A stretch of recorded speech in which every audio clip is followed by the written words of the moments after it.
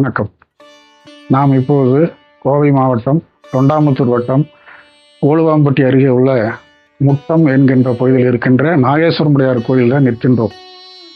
1100 ஆண்டுகள் பழமையான கோயில். கொங்கு நாட்டு ராகுகேது பரிகார கோயில். முதலாக ரிஷப தட்சிணாமூர்த்தி இடம்பெற்ற கோயில். எல்லாவற்றுக்கும் மேலாக காஞ்சிமா நதியினுடைய முகத்துவாரத்தில் முதலாக அமைந்த கோயில். வரலாற்று புகழ்பெற்ற இந்த கோயிலை பற்றித்தான் இப்போது நாம் வழிபட வந்திருக்கின்றோம். முதலாக சேர மன்னர்கள் இந்த கோயிலை கட்டி இந்த கொங்கு மண்ணுக்கு கொடுத்த கோயில். அவ்வாறு இந்த கோயிலானது காலந்தோறும் கிட்டத்தட்ட 600 ஆண்டுகள் மன்னர்களுடைய காலத்தில் பெருமை மிக்க ஒரு பகுதியாக இருந்திருக்கிறது. இது கோட்டைக்காடு என்கின்ற பகுதியிலே அமைந்திருக்கின்றது. கோவையிலிருந்து பேரூர் வழியாக மாதம்பட்டி, செம்மேடு ஆகிய இந்த பகுதியிலே கடந்து நொய்யலாற்றுக்கு வருகின்ற வழியிலே தான் இந்த முட்டத்து நாகேஸ்வரர் கோயில் இருக்கின்ற. வீரராஜேந்திரன் என்கின்ற மன்னன் இந்த பகுதியை கொங்கு சோழனாக இருந்து ஆட்சி செய்கிறான். அவனுடைய கல்வெட்டு மூலஸ்தானத்தினுடைய நிலைக்களிலே இடம்பெறுகின்றது. வீரராஜேந்திரன் என்கின்ற மன்னன் தான் சிதைந்து போன அந்த கோயிலை முற்றிலுமாக திருப்பணி செய்கின்றான். அதன் பின்னால் வந்த விக்கிரம சோழன், கரிகால சோழன், ராஜராச கரிகாலன் என்ற சோழன், அதற்கு பின்னால் வந்த வீரராஜேந்திரன், பாண்டியர் காலத்து சுந்தரபாண்டியன், பொய்சால மல்லன் வீரவல்லாளன் போன்ற மன்னர்களும் விஜயநகரத்தை சேர்ந்த அதிகாரிகளும் இந்த கோயிலுக்கு நிறைய திருப்பணி செய்து அவ்வப்போது திருப்பணியோடு குடமுழுக்கும் செய்திருக்கிறார்கள். விஜயநகர காலத்திற்கு பின்னால் இந்த கட்டுமானங்கள் வழிபாடற்ற நிலையில இருந்து பராமரிப்பு இருந்ததன் காரணமாக 1800 ஆண்டுகளிலே தாமஸ் என்கின்ற கவர்னர் காலத்திலே இந்த கேட்பாரற்று கிடந்த இந்த கோயிலினுடைய கற்களையும் மண்ணையும் எடுத்து சென்று கோவை பகுதியிலேயே தாமஸ் கிளப் என்கக்கூடிய பெரிய கட்டுமானத்தையும் சாலைகளை பராமரிக்கிறதுக்கான சாலைகள் அமைப்பதற்கும் மற்றும் தோட்டங்களிலே வாய்க்கால்கள் அமைப்பதற்குமாக இந்த கோயிலுடைய பிரம்மாண்டமான கற்கள் எடுத்து செல்லப்பட்டதாக தமிழக தொழில் துணியர்களும் வரலாற்று அறிஞர்களும் கூறிக்கொண்டிருக்கிறார்கள். அந்த வகையில் சிதைந்து போன மரங்கள் முளைத்து நாகங்களும் சர்ப்பங்களும் விளையாடி கொண்டிருந்த இந்த நாகேஸ்வரமுடையார் கோயிலிலே இருக்கின்ற நிலையை பார்த்து பக்தர்கள்லாம் வருந்தி கொண்டிருந்த போது வேலூரில் இருக்கின்ற சாந்தலிங்க அடிகளார் திருமலர்கள் என்று சொல்லக்கூடிய அந்த சாந்தில அடிகளார் அவர்கள், ராமசாமி அடிகளார் அவர்கள் மனமும் வந்து ஊர் மக்களோடு ஒன்று பேசி 1998 இந்த திருப்பணியை ஆரம்பித்தார்கள்.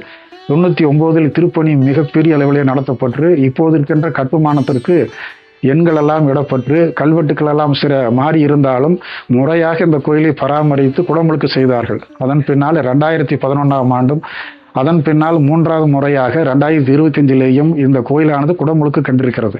இவ்வாறு கால வாரியாக பார்ப்போமானால் மிக அற்புதமான வழிபாட்டுக்குரிய தலமாக காலந்தோறும் வளர்ந்திருக்கிறது.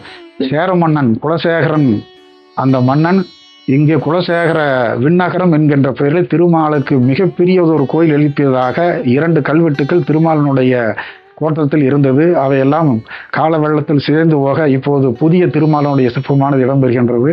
அதுக்கு அடுத்தால் போல் மிக பழமையானது சேர நாட்டின் அடையாளமாக ஆய்வாளர்கள் கூறுகின்ற முத்துவாளி அன்னையனுடைய சிற்பமானது மிக அற்புதமாக இங்கு இடம்பெறுகிறது. அதனுடைய கோஷ்டத்திலும் கூட அருமையான கல்வெட்டுக்கள் எல்லாம் இடம்பெறுகின்றன. வரலாற்று புகழ்பெற்ற இந்த கோயிலை பற்றித்தான் இப்போது நாம் வழிபாடு வந்திருக்கின்றோம். நாம் இப்போது வழிபடுகின்ற இந்த சன்னிதானமானது நாகேஸ்வரமுடையாருக்கான தனி சன்னிதானம். தனி நந்தியாக 10ஆம் நூற்றாண்டை சேர்ந்த நந்தி அமைப்பில் முற்கால சோழர் காலத்தில் இருந்த அமைப்பாக நந்தி மிக அழகாக காட்டப்படுகின்ற நிலை இருக்கின்றது. பலிபீடத்தோடு இருக்கின்றது. நேர் எதிரே கிழக்கு நோக்கிய அந்த சிவனை, அதனுடைய பீடம் அடி பீடமானது சதுர பீடமாக இருக்கின்றது. அதுக்கு மேலே வட்ட ஆவுடையார், அதற்கு மேலாக உள்ள லிங்கபானம் கிட்டத்தட்ட 7 அடி 6 அடி உயரத்தில் இருக்கின்றது. அந்த லிங்கபானத்திற்குள்ளேயே நாகமானது சுருண்டு அவருடைய உச்சித்தலையில் நிற்கின்றவாள் அமைப்பில் தான் இருக்கின்றது. அதனால்தான் இந்த இறைவனுக்கு நாகேஸ்வரமுடையார் என்ற பெயரும் மிக பொருத்தமாக அமைந்திருக்கின்றது. இந்த ராகுதோஷம் உள்ளவர்கள் 2ஆம் இடம், 7ஆம் இடம், 4ஆம் இடம், 12ஆம் இடம் ஆக ஜாதகத்திலே இந்த ராகு கேது தோஷம் உடையவர்கள் இங்கு வந்து பாலாபிஷேகம் செய்கிறார்கள். அந்த பாலாபிஷேகம் செய்கின்ற போது அந்த பாலானது பசுமாட்டு பாலாக இருந்தால் அந்த பாலானது நீல நிறம் கொண்டு கோமுகத்தின் வழியாக வெளியே வருவதை நிறைய அன்பர்கள் நமக்கு தெரிவித்திருக்கிறார்கள். அந்த வகையிலே மிகச்சிறந்த ராகு கேது பரிகாரமாக இங்கு பாலாபிஷேகம் தான் மிகச் சிறப்பான வகையிலே நடத்தப்பட்டு வருகின்றது. ஒவ்வொரு ராகு கால வேளையிலும் இந்த பூஜைக்கு கிட்டத்தட்ட 500 1000 பேர் வருகிறார்கள். ராகு கேது பெயர்ச்சி சமயத்தில் மிக பெரும் விழாவானது ஆயிரக்கணக்கான மக்கள் கூடி பக்தர்கள் கூடி இங்கே வழிபாடு நடத்துகின்ற காட்சியை பார்க்கலாம். முத்துவாளி அன்னைக்கென்று தனி சன்னதியும் உண்டு. இதற்கான தனி நந்தி ஒன்று இடம்பெற்றிருப்பதை பார்க்கலாம். முத்துவாளி அன்னை தாயாரினுடைய புகழை சொல்ல வேண்டுமானால் சொல்லிக்கொண்டே இருக்கலாம். இது ஒரு சேர நாட்டு சிற்பம் என்று சொல்கிறார்கள் வரலாற்று ஆய்வாளர்கள். கொங்கு மண்ணில் இது போன்ற பேரழகு வாய்ந்த ஒரு தெய்வத்தை பார்ப்பது அரிது என்றும் சொல்கிறார்கள். வாளி என்கின்ற அந்த சொல் குமரி பெண்ணை குறிப்பதாக இருக்குதாம். பாரதியார் வாழை குமரியடி கண்ணம்மா மருவ காதல் கொண்டேன் என்று சொல்லுவார். இப்போ வாழை குமரி என்பதாலே திருமணத்திற்கு பக்குவமாக இருக்கின்ற பெண்ணுக்குத்தான் வாழை குமரி என்று பெயர்.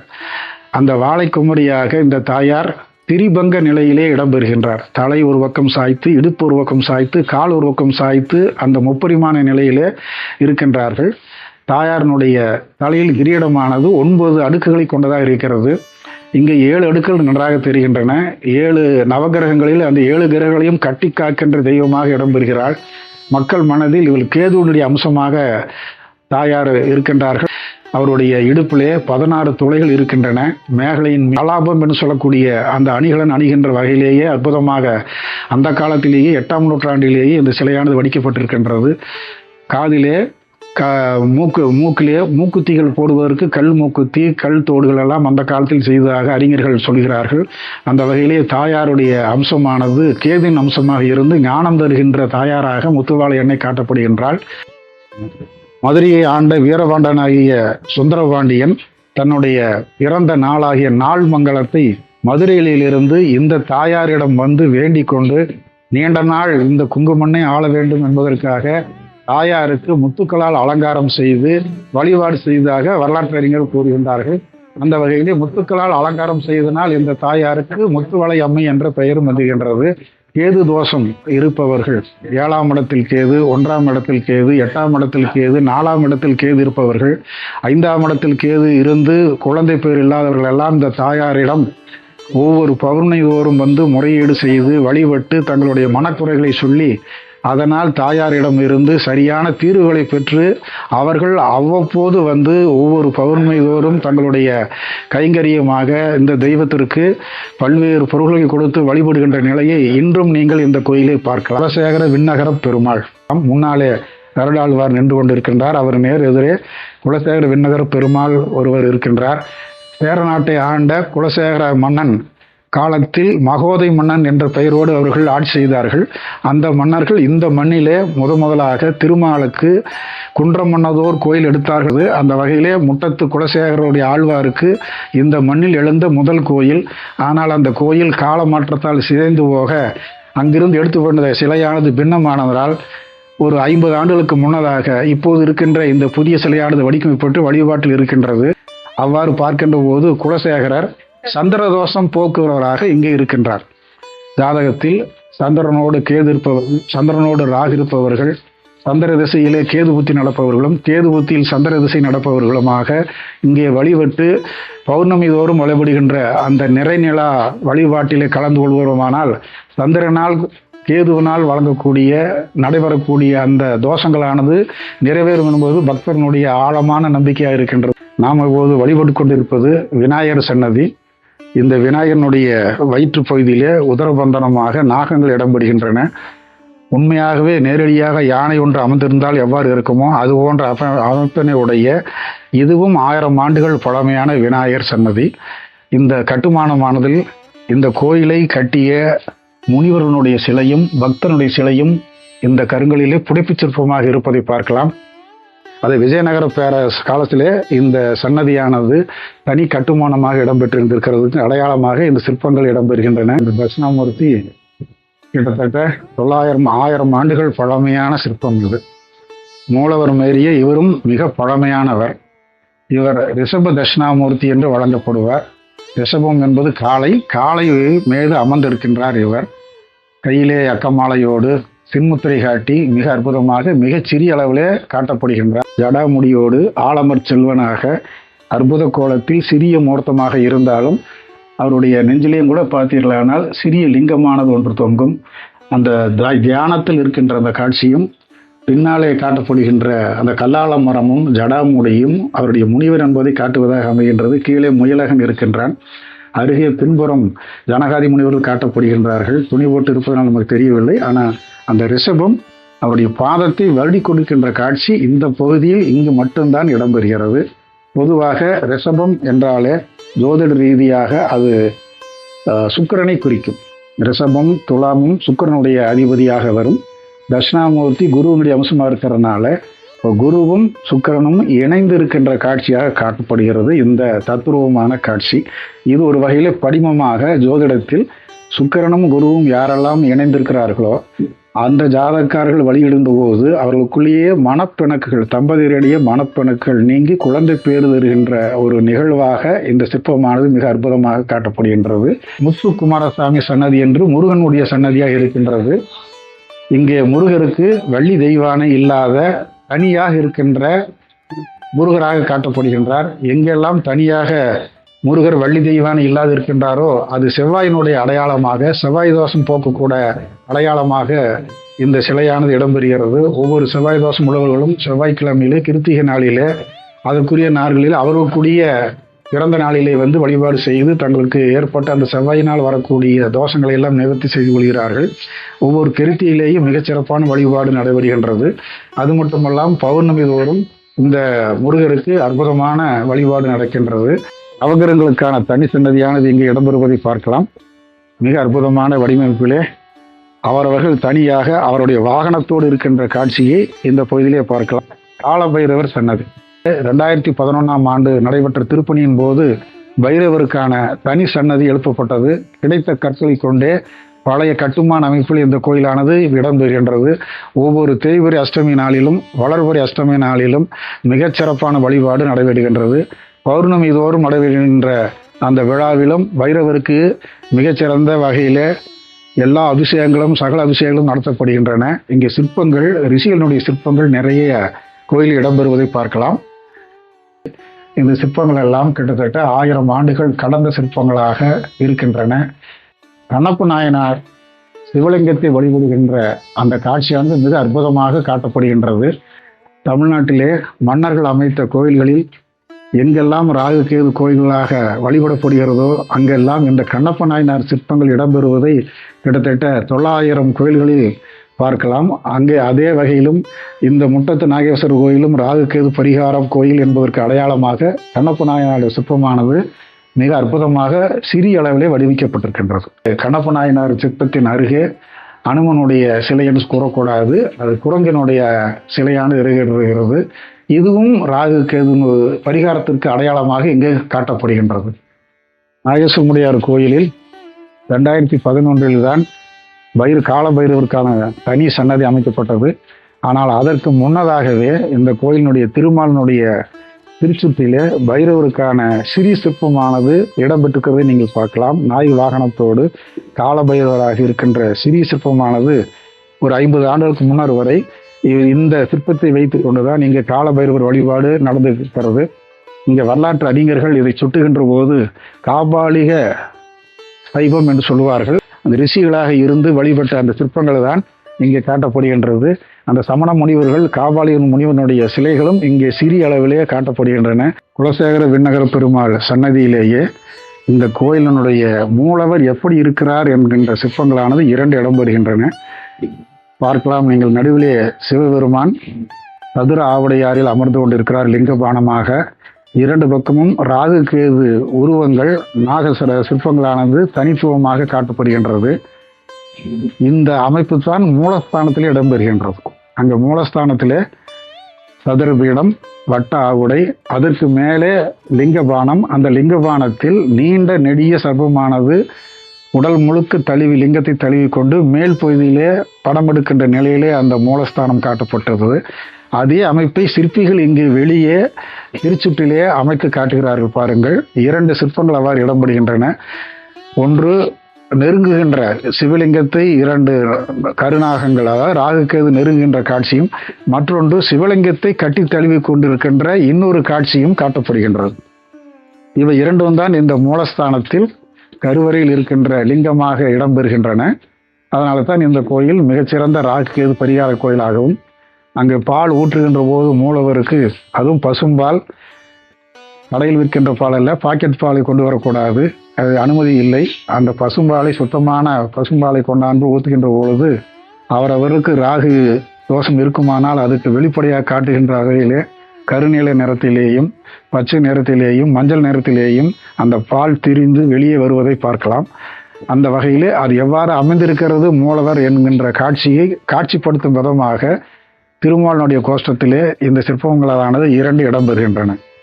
ரிஷிமார்கள் தங்களுடைய இல்லற வாழ்க்கையினுடைய எச்சமாக அந்த காமத்தை வென்று சிவபெருமானுடைய பதம் அடைந்ததனுடைய அடையாளமாக அந்த காட்சியெல்லாம் இங்கே காட்சிப்படுத்தப்பட்டுள்ளன. அதாவது மேல் மட்டத்தினுடைய பகுதியிலே ஏராளமான மயன் சிற்பங்கள் இருப்பதை பார்க்கலாம். இவையெல்லாம் 10ஆம் நூற்றாண்டை சேர்ந்த மயன் சிற்பங்கள்.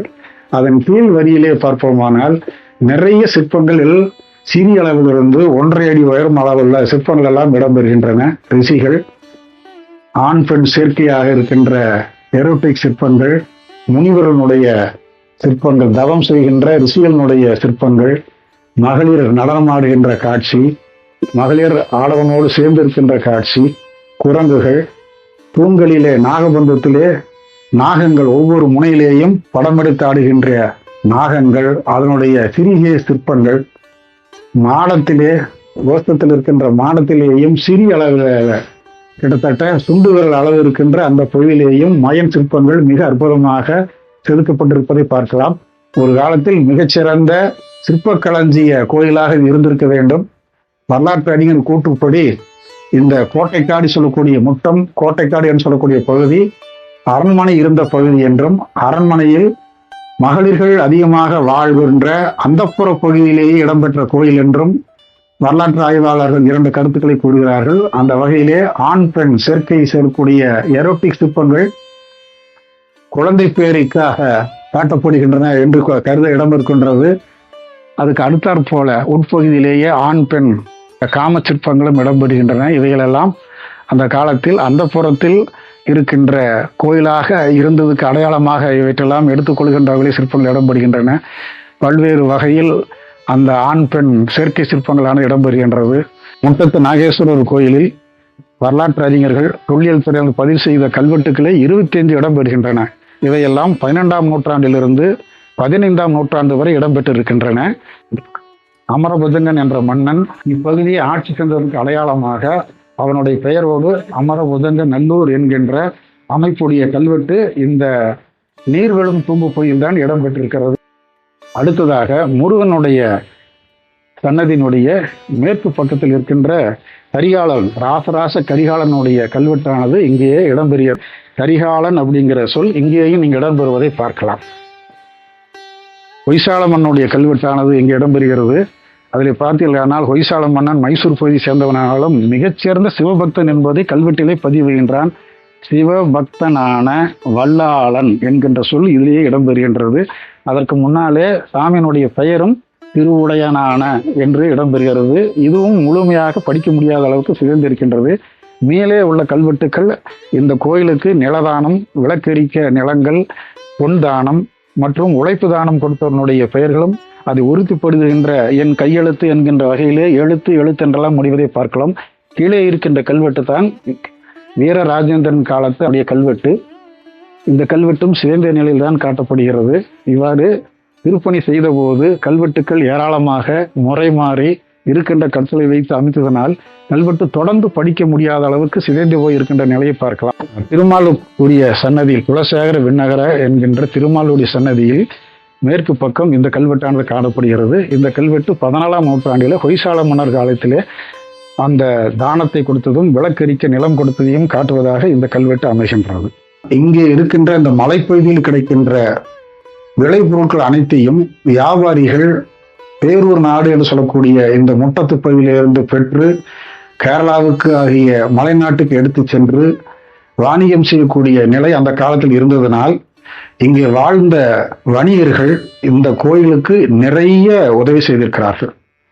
இங்க இருக்கின்ற கல்வெட்டுகளில் எல்லாம் கிட்டத்தட்ட 7 வணிகர்களுடைய பெயர்கள் இடம்பெறுகின்றன. திருபுவன சக்கரவர்த்தி, பிட்டன், வியாபாரி பட்டன் என்கின்ற பெயர்கள் எல்லாம் இந்த கோயிலில் அடிக்கடி இடம்பெறுவதை கல்வெட்டுகளில் பார்க்கலாம். ஐந்தலை நாகத்தோடு இருக்கின்ற ஒரு சிற்பமானதும் கொடிமரமும் 2011ஆம் ஆண்டு குடமுழுக்கின் போது அமைக்கப்பட்டது. படிப்படியாக இந்த கோயில் பக்தர்களாலும் இந்து அறநிலைத்துறையினாலும் போற்றி பாதுகாக்கப்பட்டு வருகின்றது. தற்போது பேரூர் திருமணத்தின் குருமகா சன்னிதமாக விளங்குகின்ற கைலித புனிதர் மருதாசர் அடிகளாரனுடைய வழிகாட்டுதலோடும் அவரை பின்பற்றுகின்ற பக்த பெருங்கோடிகளாலும் இந்து அறநிலைத்துறையின் ஒத்துழைப்போடும் 3வது முறையாக குடமுழுக்கானது நடைபெற்று சீரும் சிறப்போடும் இந்த கோயில் விளங்கி வருகின்றது. இங்கு இருக்கின்ற தெய்வங்கள் யாரும் தங்களுடைய துணையோடு இல்லை. நவகிரகங்களும் சரி, நவகிரகங்கள் தனித்தனியாக இருக்கிறார்கள். இப்படி இருக்கின்ற இந்த காட்சி எதை குறிக்கிறது என்றால், ஜோதிட ரீதியாக பரிகார கோயிலாக என்றுதான் ஜோதிடர்கள் அதை அணுகுவார்கள். நம்முடைய ஜாதகங்கள் இருக்கின்ற அத்தனை தோஷங்களும் போக்கக்கூடிய கோயிலாக, ஒரே கோயிலாக நாகேஸ்வரம் உடையார் கோயில் அமைந்திருப்பதை காணலாம். கால மாற்றத்தாலும் மக்கள் மனம் மாறாத நிலையில் இந்த தெய்வமே கதி என்று கொங்கு உச்சிமையில் இருக்கின்ற அத்தனை இன மக்களும் போற்றி வணங்குகின்ற தெய்வமாகத்தான் முட்டத்து நாகேஸ்வரர் கோயிலும் முத்துவாளையனுடைய அருள் காட்சியும் இங்கே நமக்கு கிடைக்கின்றது. ஒவ்வொரு பௌர்ணமி நாளிலும் மிகச்சிறந்த வழிபாடும், அமாவாசை மற்றும் பிரதோஷ நாட்களிலும் சிறப்பான வழிபாடு நடைகின்றது. மட்டுமல்லாமல் சிவராத்திரியில் 4 கால பூஜையும் மிக சிறப்பாக கொண்டாடப்படுகின்றது. சித்திரை 1வது நாள், ஒவ்வொரு ஆண்டும் சித்திரை 1வது நாளிலே உற்சவர் விக்கிரகங்களுக்கு சிறப்பான வழிபாடு நடக்கின்றது. இப்படி எல்லா வகையிலும் எல்லா மாதங்களிலும் ஐப்பசி அன்னாபிஷேகம் சரி, கார்த்திகை தீப நாளிலும் சரி, இங்கு மிகச்சிறந்த கார்த்திகை தீபமானது கொடிமரத்தின் மீது ஏற்றப்பட்டு தீபஸ்தம்பம் ஏற்றப்பட்டு வழிபடப்படுகின்றது. நாகேஸ்வரர் கோயிலில் காலை 7 மணி முதல் 12 வரையிலும், மாலை 5 முதல் 7 மணி வரையிலும் இந்த கோயிலானது நடைபெறுகின்றது. இங்கே ஆண்டு முழுக்க தமிழில் தான் அர்ச்சனை செய்யப்படுகின்றது. அந்த பெயர் பலகையானது இங்கே இடம்பெறுவதை நீங்கள் பார்க்கலாம். இந்த கோயிலினுடைய பூசாரியாக இருக்கின்ற குடும்பம் வழி வழியாக தலைமுறையாக இந்த கோயிலுக்கு முத்துவாளி அன்னைக்கும் முட்டத்து நாகேஸ்வரர்களுக்கும் தங்களுடைய அர்ப்பணிப்பு செயலாக அர்ச்சனை செய்து வழிபாடு செய்து வருகிறார்கள். செம்மேடு நாகேஸ்வரமுடையார் கோயிலுக்கு செல்லக்கூடிய ஆற்று வழியில் உள்ளே வருவீர்களானால் 3 கிலோமீட்டரில் கோட்டைக்காடு என்கின்ற பகுதியிலே இறங்கி நீங்கள் டாக்ஸிலேயோ அல்லது வண்டியிலேயோ வரலாம். ஒரே ஒரு பேருந்து இந்த கோயிலின் வழியாக செம்மேடுக்கு செல்வதாக மக்கள் கூறுகின்றார்கள். மற்றொரு வழி பேரூர், மாதம்பட்டி, இருட்டுப்பள்ளம், செம்மேடு, கோட்டைக்காடு என்ற வழியிலேயும், மற்றொரு வழி தொண்டாமுத்தூர், போலுவாம்பட்டி, கோட்டைக்காடு, நேரடியான கோயில் என்கின்ற வகையிலேயும் இந்த கோயிலுக்கு வகையிலே 2 வழிகள் இடம்பெறுகின்றன. தமிழிலே அர்ச்சனை செய்வது, எல்லா நிகழ்வுகளும் எல்லா வழிபாட்டு முறைகளும் இங்கே தமிழில்தான் நடக்கின்றன. வாருங்கள், இறை திருமேனியினுடைய கருணையை பெற்றுச் செல்லுங்கள், வளமான வாழ்வு வருங்கள். வணக்கம்.